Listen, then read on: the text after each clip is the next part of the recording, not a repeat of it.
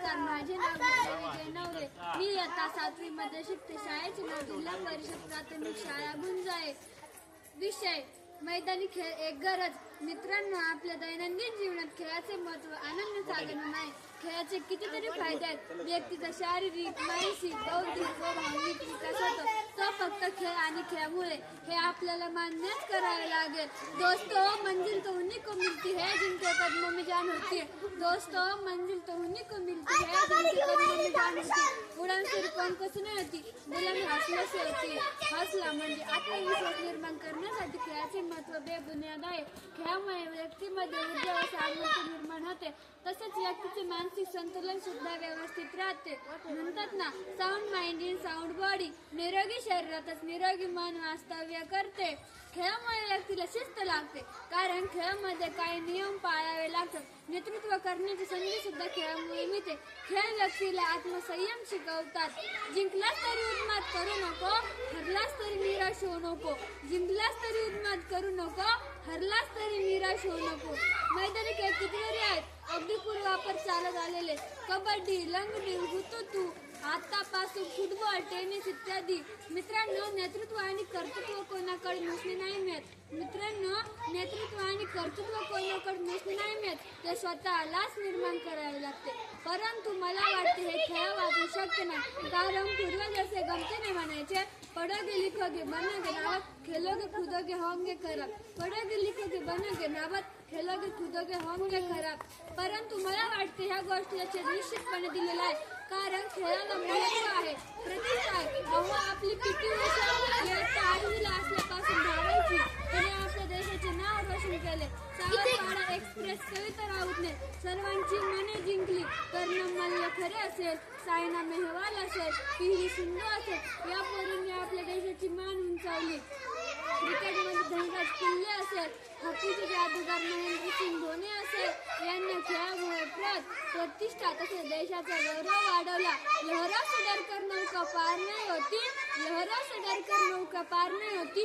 कोशिश करने वालों की कभी हार नहीं होती, कोशिश करने वालों की कभी हार नहीं होती. खेळामध्ये अनेकदा संधी मिळतात. ज्याला संधी मिळते तो नशीबवान, ज्याला संधी मिळते तो नशीबवान. आणि जो संधी निर्माण करतो तो विजेता, आणि जो संधी निर्माण करतो तो विजेता, आणि जो संधीची सोय करतो तो विजेता. परंतु मला वाटते हे शक्य नाही, कारण खेळ हे आपल्या जीवनाचा अविभाज्य भाग बनायला हवे. पढ़ने के साथ साथ खेलों में भी भाग लेना चाहिए. पढ़ने के साथ साथ खेलों में भी भाग लेना चाहिए. Work while work, play while play. Work while work, play while play. जो मुलगा मैदानी खेळ खेळत नाही तो आळशी बनतो, डरपूक बनतो. एवढेच नव्हे तर तो स्वतःचे रक्षण सुद्धा करू शकत नाही. नुसती स्विमिंगची थेरी पाठ करून उपयोग नाही, तर त्यासाठी लागते ते प्रॅक्टिकल. रामकृष्ण परमहंस म्हणतात, ईश्वर ने संसार की रचना खेल खेल में की है. ईश्वर ने संसार की रचना खेल खेल में की है. ईश्वर ने संसार की रचना खेल खेल में की. नेपोलियन बोनापार्ट हरवणाऱ्या नेल्सनला विचारले, तुमचे विजयाचे श्रेय काय आहे? तेव्हा ते म्हणाले, मी लहान असल्यापासून मैदानी खेळ खेळायचो, याचा मला निश्चितपणे फायदा झाला. खेळामुळे व्यक्तीच्या अंगी धैर्य, सहिष्णू, प्रामाणिकपणा इत्यादी गुणांचा विकास होतो. राष्ट्रकुल स्पर्धा असो, हॉकीचे विश्वचषक स्पर्धा असो, सॉकरचे विश्वचषक स्पर्धा असो, ह्या दर 4 वर्षांनी पार पडतात.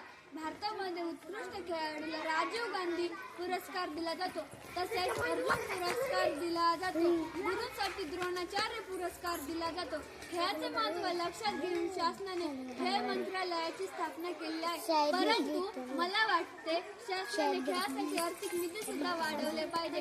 आपला देश जर गौरवशाली, सुसंस्कृत, बलशाही बनवायचा असेल तर मैदानी खेळ खेळायलाच हवे. खेळामध्ये अनेक संधी मिळतात, परंतु त्यासाठी 2 राखीव जागा असतात. त्यामुळे आपण मुलांना किमान 2 तास तरी खेळायला दिलेच पाहिजे. वसुधैव कुटुंबाची कल्पना साकारण्यासाठी माऊलींनी जे पसायदान मागितले आहे ते सारे विश्वाच्या कल्याणासाठी मागितले आहे. ते जर आपल्याला खरोखर पूर्ण करायचे असेल तर मैदानी खेळ खेळायलाच हवे. शेवटी मी एवढेच म्हणेन, लहरा से डर कर ताश का घर नहीं बनता, रोने से बिगड़ा मुकुंदर नहीं बनता, रोने से बिगड़ा मुकुंदर नहीं बनता। दुनिया को जीतने का हौसला रखो, एक हार से कोई फकीर और एक जीत से कोई सिकंदर नहीं बनता। जय हिंद।